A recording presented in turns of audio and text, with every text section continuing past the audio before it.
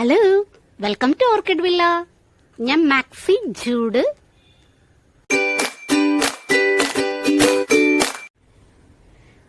ഇന്നത്തെ ഈ വീഡിയോയിൽ നിങ്ങൾക്ക് എക്സ്പ്ലെയിൻ ചെയ്തു തരാൻ പോകുന്നത് ഫെർട്ടിലൈസറിനെ കുറിച്ച്. പലർക്കും പല സംശയങ്ങളാണ് കേട്ടോ. കുറെ പേര് എന്നെ വിളിച്ചത് ഫെർട്ടിലൈസറിനെ കുറിച്ച് സംശയങ്ങൾ ചോദിച്ചു. അപ്പോൾ ഈ വീഡിയോ അതായത് 10 ചോദ്യങ്ങളാണ് ഞാൻ ഇതിൽ ഉൾപ്പെടുത്തിയേക്കുന്നത്. അതിന്റെ ഉത്തരവും കൂടിയാണ്. അപ്പോൾ ഇതിലൂടെ നിങ്ങൾക്ക് ഒരുവിധം ഫെർട്ടിലൈസറിനെ കുറിച്ചുള്ള സംശയങ്ങൾ മാറിക്കിട്ടും എന്ന് ഞാൻ പ്രതീക്ഷിക്കുന്നു. അപ്പോൾ നമുക്ക് താമസിക്കേണ്ട വീഡിയോയിലോട്ട് പോവാം.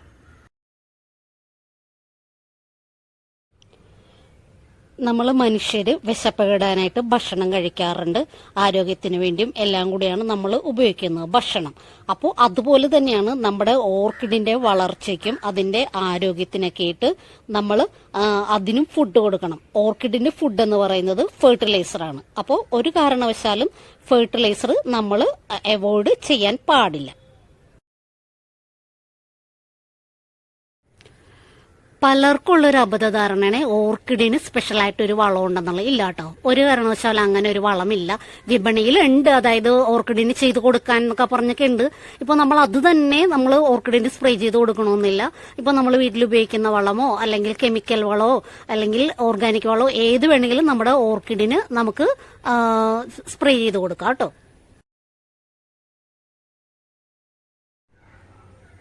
NPK എന്ന് പറയുന്നത് നമ്മുടെ പ്ലാന്റിന് ആവശ്യമായ NPK, അതായത് നൈട്രജൻ, ഫോസ്ഫറസ്, പൊട്ടാസ്യം, ഇത് മൂന്നിന്റെയും കൂടെയുള്ള മിശ്രിതമാണ് NPK എന്ന് പറയുന്നത്. അതും കൂടി കൂടിയുള്ള ഒരു ഇതാണ് വളത്തിനെയാണ് നമ്മൾ NPK വളം എന്ന് പറയുന്നത്. ഈ പറയുന്ന മൂന്നും നമ്മുടെ NPK, നൈട്രജൻ, ഫോസ്ഫറസ്, പൊട്ടാസ്യം, ഇത് മൂന്നും നമ്മുടെ ഓർക്കിഡിന്റെ വളർച്ചയ്ക്ക് അത്യാവശ്യമാണ്. ഇത് കണ്ടോ, ഓർക്കിഡ് ബോൺ. ഇതാണ് നമ്മൾ ഓർക്കിഡിനായിട്ട് വിപണിയിൽ അവൈലബിൾ ആയിട്ടുള്ള വളം. ഓർക്കിഡ് ബോൺ എന്ന് പറഞ്ഞ് ഓർക്കിഡിന്റെ സ്പെഷ്യൽ വളം എന്നാണ് അവർ പറയുന്നത്. ഇപ്പൊ ഇതിൽ നോക്കി, ഇത് കണ്ടോ, റേഷ്യോ നോക്കി, അതിന്റെ 8-25-25, അതായത് NPK, അത് നൈട്രജൻ 8, ഫോസ്ഫറസ് 25, പൊട്ടാസ്യം 25. ഈ റേഷ്യോയിലാണ് നമ്മുടെ ഓർക്കിഡ് ബോണിൽ. അത് റേഷ്യോ മാറിക്കൊണ്ടിരിക്കും കേട്ടോ. നമ്മൾ ഫ്ലവറിങ്ങിന് വേറെ, ഗ്രോത്തിന് വേറെ എന്നുള്ള രീതിയിലാണ് നമ്മൾ ചെയ്തു കൊടുക്കുന്നത്. അത് വളർച്ചയിലാണ് നമ്മൾ. ഇതിപ്പോ ഏത് പ്ലാന്റിനും NPK ആവശ്യമാണ്. ഓർക്കിഡിന് മാത്രമല്ല മറ്റുള്ള പ്ലാന്റ്സിനും NPKയുടെ ആവശ്യമുണ്ട്. വളർച്ചയ്ക്ക് അതിന് ഈ 3 ഘടകങ്ങളും എല്ലാ പ്ലാന്റിനും ആവശ്യമാണ്. ഇത് നോക്കി, ഡാപ്പിനെ കുറിച്ച് എല്ലാവർക്കും അറിയാമല്ലോ. അതായത് നമ്മൾ ഫോർ സോയിൽ ആപ്ലിക്കേഷൻ, അതായത് മണ്ണിൽ ഉപയോഗിക്കുന്ന വളമാണിത്. നമ്മളിത് മിക്കവരും നമ്മുടെ ഓർക്കിഡിന് ഉപയോഗിക്കുന്നുണ്ട്. ഇതിനെക്കുറിച്ച് ഞാൻ വീഡിയോ ചെയ്തിട്ടില്ല, ഞാൻ പിന്നെ ചെയ്യാം കേട്ടോ. ഇപ്പൊ ഇത് അറിയാലോ, ഡാപ്പിനെ കുറിച്ച് ആർക്കും പറഞ്ഞുതരാം. കണ്ടോ, നമ്മൾ കൃഷിസ്ഥലങ്ങളിലൊക്കെ ഉപയോഗിക്കുന്ന ഒരു ഫെർട്ടിലൈസറാണ്. പക്ഷെ ഇത് കണ്ടോ, ഇതിൽ നോക്കി, ഇത് കണ്ടോ, ബയോഡാപ്പ് ഗ്രാനുൾ സീസെ കോമ്പിനേഷൻ ഓഫ് NPK, കണ്ടോ. അപ്പോൾ ഡാപ്പിലും NPK, എല്ലാ വളത്തിലും NPK അടങ്ങിയിട്ടുണ്ട്. അപ്പോൾ നമ്മുടെ ഓർക്കിഡിനും NPK അത്യാവശ്യമാണ്. നമ്മൾ കെമിക്കൽ ഫെർട്ടിലൈസർ നമ്മൾ ചെയ്ത് കൊടുക്കണം. നമ്മുടെ ഓർക്കിഡ് പ്ലാന്റ് നനച്ച് കഴിഞ്ഞിട്ട് 1 മണിക്കൂർ കഴിഞ്ഞ് നമ്മൾ ഫെർട്ടിലൈസർ ഉപയോഗിക്കാവൂ. അങ്ങനെയാണ് അതിന്റെ റൂള്. അപ്പോൾ മിക്കവർക്കും സംശയമുണ്ട്, അതെന്താ അങ്ങനെ പറയാൻ കാരണം എന്ന് മിക്കവർക്കും സംശയമുണ്ട്. അപ്പോൾ അതെന്ന് പറയുന്നത് ഞാൻ പറഞ്ഞുതരാം. അതായത് നമ്മൾ വെള്ളം തളിച്ചു കൊടുക്കുമ്പോൾ വേര് ആ വെള്ളമെല്ലാം വലിച്ചെടുക്കുന്നത്. ആ വേര് വലിച്ചെടുക്കുന്നത് അതിന്റെ കോശങ്ങളുടെ, അതായത് സുഷിരങ്ങളിലൂടെയൊക്കെയാണല്ലോ അത് വലിച്ചെടുക്കുന്നത്, വെള്ളം വലിച്ചെടുക്കുന്നത്. അപ്പൊ വെള്ളം വലിച്ചെടുത്ത് കഴിയുമ്പോഴേക്കും ആ സുഷിരങ്ങളെല്ലാം അടഞ്ഞു പോകും. അപ്പോൾ നിറഞ്ഞിരിക്കുന്ന ഇതിലായിട്ട് നമ്മൾ പിന്നീടും അടഞ്ഞിരിക്കുന്ന സുഷിരങ്ങളിലേക്ക് നമ്മൾ ഫെർട്ടിലൈസർ സ്പ്രേ ചെയ്ത് കൊടുത്തിട്ടുണ്ടെന്നുണ്ടെങ്കിൽ ഫെർട്ടിലൈസർ വലിച്ചെടുക്കാനായിട്ട് അതിന് വേരിന് പറ്റില്ല. അതിൽ ഓൾറെഡി വെള്ളം കൊണ്ട് അത് നിറഞ്ഞിരിക്കുകയാണ്. അപ്പൊ നമ്മൾ ഫെർട്ടിലൈസർ ഒഴിച്ചു കൊടുത്താൽ അത് വലിച്ചെടുക്കില്ല. അത് വെറുതെ വേസ്റ്റായി പോവുകയേ ഉള്ളൂ. ഓർക്കിഡ് പ്ലാന്റ് നനച്ച് 1 മണിക്കൂർ കഴിയുമ്പോഴേക്കും നമ്മുടെ വേരിന്റെ സുഷിരങ്ങളെല്ലാം തുറന്നിട്ടുണ്ടാവും. വെള്ളമെല്ലാം നമ്മുടെ പ്ലാന്റ് വലിച്ചെടുത്തിട്ടുണ്ടാവും. അപ്പോൾ നമുക്ക് ചെയ്യാവുന്നത്, അപ്പോൾ ആ സുഷിരങ്ങളിലോട്ട് നമ്മൾ പിന്നെയും നമ്മൾ ഫെർട്ടിലൈസർ സ്പ്രേ ചെയ്ത് കൊടുക്കുവാണെങ്കിൽ വേര് ആ വളമെല്ലാം വലിച്ചെടുക്കും.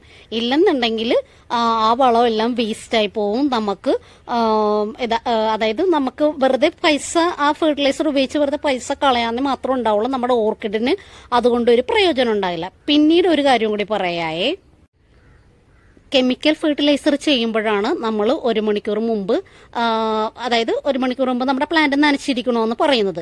പക്ഷെ ഓർഗാനിക് ഫെർട്ടിലൈസർ നമ്മൾ ചെയ്യുകയാണെന്നുണ്ടെങ്കിൽ, ഇപ്പോൾ ഇന്നലെ നനച്ച പ്ലാന്റ് ആണ്, നമ്മൾ നനച്ചിട്ടുള്ള പ്ലാന്റ് ആണെന്നുണ്ടെങ്കിൽ, നമ്മൾ ഇന്നിപ്പോൾ ഓർഗാനിക് ഫെർട്ടിലൈസറിന്റെ കാര്യമാണ് പറയുന്നത്. ഓർഗാനിക് ഫെർട്ടിലൈസർ ചെയ്യുമ്പോൾ പ്ലാന്റ് നനക്കണമെന്ന് നിർബന്ധമില്ല.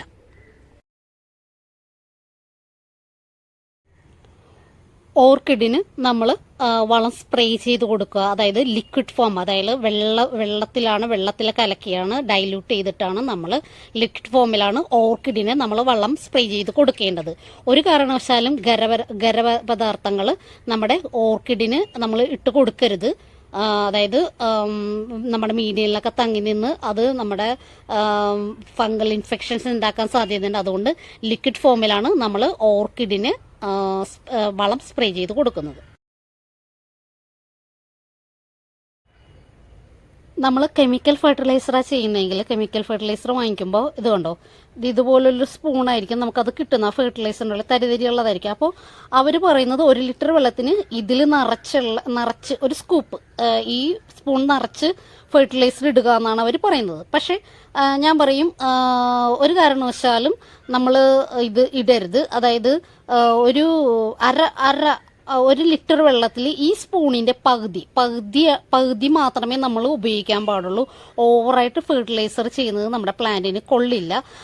പിന്നീട് ആദ്യമായിട്ട് ഞാൻ ഇതിനു മുമ്പ് പറഞ്ഞിട്ടുള്ള ആദ്യമായിട്ട് നമ്മളൊരു ഫെർട്ടിലൈസർ ഉപയോഗിക്കുകയാണെങ്കിൽ ഒരു കാരണവശാലും ഈ സ്പൂൺ നിറച്ച് നമ്മൾ ഫെർട്ടിലൈസർ എടുക്കരുത്, ഒരു കാരണവശാലും എടുക്കരുത്. പുതിയതായിട്ട് ചെയ്യുന്ന ഫെർട്ടിലൈസറിന് ഈ സ്പൂണിന്റെ പകുതി മാത്രമേ ആദ്യം ഉപയോഗിക്കുമ്പോൾ നമ്മൾ എടുത്ത് ഉപയോഗിക്കാൻ പാടുള്ളൂ. ഒരു കാരണവശാലും ഈ ഫുള്ളായിട്ട് നമ്മൾ അവർ പറയുന്ന അളവിൽ നമ്മൾ ആദ്യമേ ചെയ്ത് നോക്കരുത്. തീർച്ചയായും കാലാവസ്ഥാ വ്യതിയാനം നമ്മുടെ ഓർക്കിഡിന് വളം ചെയ്യുന്നതിനെ ബാധിക്കാറുണ്ട് കേട്ടോ. ഇപ്പോൾ മഴക്കാലത്താണെങ്കിൽ ഒരു കാരണവശാലും നമ്മൾ ഓർഗാനിക് ഫെർട്ടിലൈസർ ധാരാളം ചെയ്യരുത്, അവോയ്ഡ് ചെയ്യുന്നതായിരിക്കും നല്ലത്. പിന്നെ ചാണകം ഉണ്ടല്ലോ, ഒരു കാരണവശാലും ഉപയോഗിക്കരുത് കേട്ടോ. ചാണകവെള്ളം മഴ സമയത്ത് നമ്മൾ ഉപയോഗിക്കുകയാണെങ്കിൽ ഫംഗൽ ഇൻഫെക്ഷൻസ് എന്തായാലും വന്നിരിക്കും, അത് ഉറപ്പായ കാര്യമാണ്. ആ സമയങ്ങളിൽ നമ്മൾ, അതായത് തണുപ്പ് സമയമാണല്ലോ, ആ സമയത്ത് നമുക്ക് കെമിക്കൽ ഫെർട്ടിലൈസർ ഉപയോഗിക്കുന്നതായിരിക്കും നല്ലത്.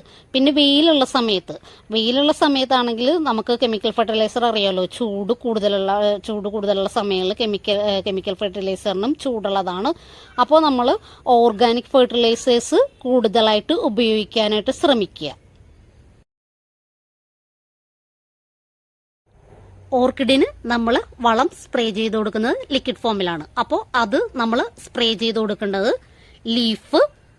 ലീഫിലേക്ക്, ഇവിടെ ലീഫിൽ തളിച്ചു കൊടുക്കുക, തണ്ടിൽ, മീഡിയനിൽ, ഈ 3 മീഡിയനിലാണ് നമ്മൾ വളം സ്പ്രേ ചെയ്ത് കൊടുക്കുന്നത്.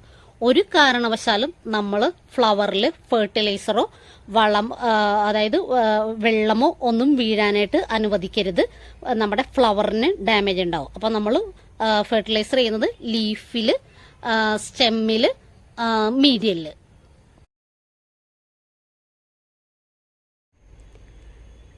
എല്ലാ ദിവസവും നമ്മൾ ഭക്ഷണം കഴിക്കാറുണ്ട്, ശരിയാണ്, ഞാൻ പറഞ്ഞത് ശരിയാണ്. പക്ഷെ എല്ലാ ദിവസവും നമ്മുടെ ഓർക്കിഡിന് ഭക്ഷണം കൊടുക്കണ്ട കേട്ടോ. ഒന്ന് ഞാൻ പറയാം, കൂടുതലായിട്ട് നമ്മൾ കെമിക്കൽ ഫെർട്ടിലൈസറിൽ തുടങ്ങാം നമ്മൾ. അതായത് കെമിക്കൽ ഫെർട്ടിലൈസർ നമ്മൾ ആഴ്ചയിൽ 1 പ്രാവശ്യം മാത്രമേ സ്പ്രേ ചെയ്ത് കൊടുക്കാൻ പാടുള്ളൂ. ഒരാഴ്ചയ്ക്ക് അപ്പുറത്തേക്ക് നമുക്ക് കുഴപ്പമില്ല പോയാൽ, പക്ഷേ ഇപ്പുറത്തേക്ക് ഒരു കാരണവശാലും, ഒരാഴ്ചയ്ക്ക് ഇപ്പുറത്തേക്ക് ഒരു കാരണവശാലും നമ്മൾ കെമിക്കൽ ഫെർട്ടിലൈസേഴ്സ് സ്പ്രേ ചെയ്ത് കൊടുക്കരുത്. പിന്നീട് ഓർഗാനിക് ഫെർട്ടിലൈസർ ആണെങ്കിൽ നമുക്ക് ആഴ്ചയിൽ എല്ലാ ദിവസവും ചെയ്യരുത്. ഓർഗാനിക് ഫെർട്ടിലൈസർ ആണെന്ന് പറഞ്ഞ് എല്ലാ ദിവസവും നമ്മൾ ചെയ്യരുത്. ഒരു ആഴ്ചയിൽ 2 or 3 തവണ മാത്രമേ ഓർഗാനിക് ഫെർട്ടിലൈസർ നമ്മൾ നമ്മുടെ പ്ലാന്റിന് സ്പ്രേ ചെയ്ത് കൊടുക്കാൻ പാടുള്ളൂ. ഓവർ ഫെർട്ടിലൈസർ നമ്മുടെ ഓർക്കിഡിന് അത്ര നല്ലതായിരിക്കില്ല. അതുകൊണ്ട് ഒരു കാരണവശാലും നമ്മൾ ഡെയിലി നമ്മുടെ ഓർക്കിഡിന് വളം സ്പ്രേ ചെയ്ത് കൊടുക്കരുത്. അതിനെ ഒരു ദിവസം കഴിഞ്ഞ് ഒരു ദിവസമെങ്കിലും ആഴ്ചയിൽ ഒരു ദിവസമോ 2 ദിവസമോ മാത്രം ഒന്ന് സ്പ്രേ ചെയ്ത് കൊടുക്കുകയാണെങ്കിൽ അതിനെ ഒന്ന് ഫ്രീ ആയിട്ട് വിടുക. എപ്പോഴും ഫുഡ് കഴിച്ചുകൊണ്ടിരുന്നാൽ അതിന് ഒരു ബുദ്ധിമുട്ടായിരിക്കും. അപ്പോൾ അതുകൊണ്ട് നമ്മളിപ്പോൾ ഓവറായിട്ട് ഫുഡ് കഴിച്ചാൽ നമുക്ക് എങ്ങനെയാണ്, നമുക്ക് ഭയങ്കര അസ്വസ്ഥതയായിരിക്കുമല്ലേ.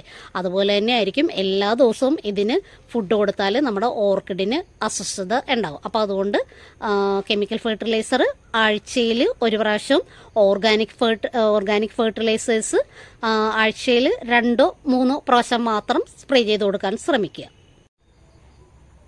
10ാമത്തെ കാര്യത്തിലേക്ക് കടക്കുന്നതിന് മുമ്പ് എൻ്റെ ഈ വീഡിയോ സബ്സ്ക്രൈബ് ചെയ്തിട്ടില്ലെങ്കിൽ, മറന്നു പോയിട്ടുണ്ടെങ്കിൽ ഒന്ന് സബ്സ്ക്രൈബ് ചെയ്തേക്കുക. പിന്നെ ഈ വീഡിയോ ഇഷ്ടമായെങ്കിൽ ഒന്ന് ലൈക്ക് ബട്ടണും കൂടി അടിച്ചേക്കുക. പിന്നെ എന്തെങ്കിലും സംശയം ഉണ്ടെങ്കിൽ കമൻസിലൂടെയോ നേരിട്ട് വിളിച്ചോ നിങ്ങൾക്ക് സംശയങ്ങൾ ചോദിക്കാം. ഓവറായിട്ട് നമ്മുടെ ഓർക്കിഡിന് ഫെർട്ടിലൈസർ ചെയ്യുകയാണെന്നുണ്ടെങ്കിൽ അതിന് ഒരു ചെറിയൊരു ക്ഷീണം വരാൻ സാധ്യതയുണ്ട്. അതായത് അതിൻ്റെ ഒരു ഇലയൊക്കെ ഇങ്ങനെ മഞ്ഞളിച്ച് പോകാനായിട്ടൊക്കെ സാധ്യതയുണ്ട്. ഒരു പിറ്റേ ദിവസം ആകുമ്പോൾ ഇപ്പോൾ ഓവറായിട്ട് നമ്മൾ ചെയ്യുക, അതായത് ഇപ്പോൾ കെമിക്കൽ ഫെർട്ടിലൈസർ ആണെങ്കിൽ ഒന്ന് ഡോസ് ഞാൻ പറഞ്ഞതുപോലെ സ്പൂണിൽ കൂടുതലായിട്ട് നിങ്ങൾ ഇട്ടുപോയി എന്നുണ്ടെങ്കിൽ, ഡോസ് കൂടിയിട്ടുണ്ടെന്നുണ്ടെങ്കിൽ ഒരു വാട്ടം വരാനുള്ള സാധ്യത, ഒരു തളർച്ച പോലെ അത് കാണിക്കും. അതായത് ഒരു വാടൽ പോലെ കാണിക്കും. അപ്പോൾ നിങ്ങൾ പേടിക്കണ്ട. അപ്പോൾ നിങ്ങളൊരു കാര്യം ചെയ്താൽ അപ്പോൾ തന്നെ വെള്ളത്തിലോട്ടൊക്കെ ഒന്ന് ആ പോട്ടൊന്ന് ഇറക്കി വെക്കുക, ഒന്ന് ഫ്രഷ് ആക്കി കൊടുക്കുക, വെള്ളമൊക്കെ ഒന്ന് സ്പ്രേ ചെയ്ത് കൊടുക്കുക. പിന്നീട് വളം കൂടുതലായിട്ടാണെന്നുണ്ടെങ്കിൽ ചിലപ്പോൾ ഇല മഞ്ഞളിച്ച് പോകാനുള്ള സാധ്യതയൊക്കെ കൂടുതലാണ് കേട്ടോ. അതൊരു സാധ്യത, അതായത് വളം കൂടുതലായാൽ അങ്ങനെ ഒരു ഡാമേജ് നമ്മുടെ പ്ലാന്റിന് വരും, ഇല മഞ്ഞളിച്ച് പോവുകയൊക്കെ ചെയ്യും കേട്ടോ. അപ്പോൾ അതുകൊണ്ട് പേടിക്കാനും വേണ്ട. കൂടുതലായിട്ട് ഞാൻ പറഞ്ഞതുപോലെ നിങ്ങൾ ഓവർ ഫെർട്ടിലൈസർ ചെയ്യാതിരിക്കാൻ ശ്രമിക്കുക. Okay, thank you.